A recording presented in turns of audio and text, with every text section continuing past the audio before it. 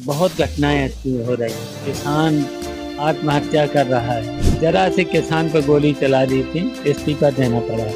सिंचाई पूरी तरह से फेल, बिजली पूरी तरह से फेल। जो इन्होंने वादे किए थे इनका वादा भी कोई पूरा नहीं हुआ।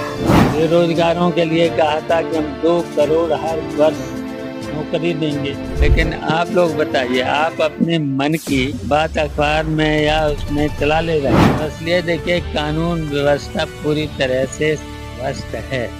समाजवादी पार्टी के राष्ट्रीय महासचिव शिवपाल सिंह यादव ने कहा है कि देश का बंटाधार करने में 2 गुजराती 2 कारोबारियों से मिलकर करने में जुटे हुए हैं।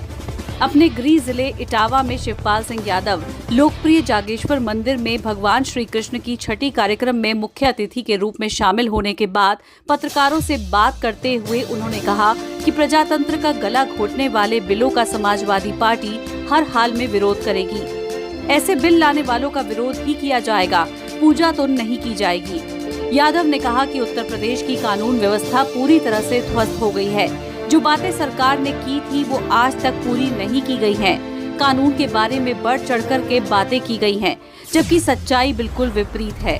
शिक्षा, स्वास्थ्य, सिंचाई का बहुत बुरा हाल है। महंगाई चरम पर पहुंच गई है। रिश्वत वसूली और भ्रष्टाचार इन दिनों चरम पर है।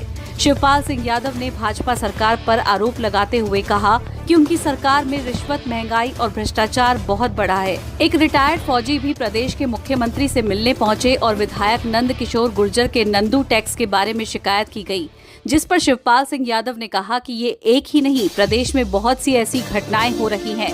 किसान आत्महत्या कर रहे हैं। इन्होंने किसानों की आय दोगुनी करने का वादा किया था और एमएसपी भी लेकर आए थे। बेरोजगारों को 2 करोड़ नौकरी देने के लिए कहा था, वो भी नहीं दे पाए।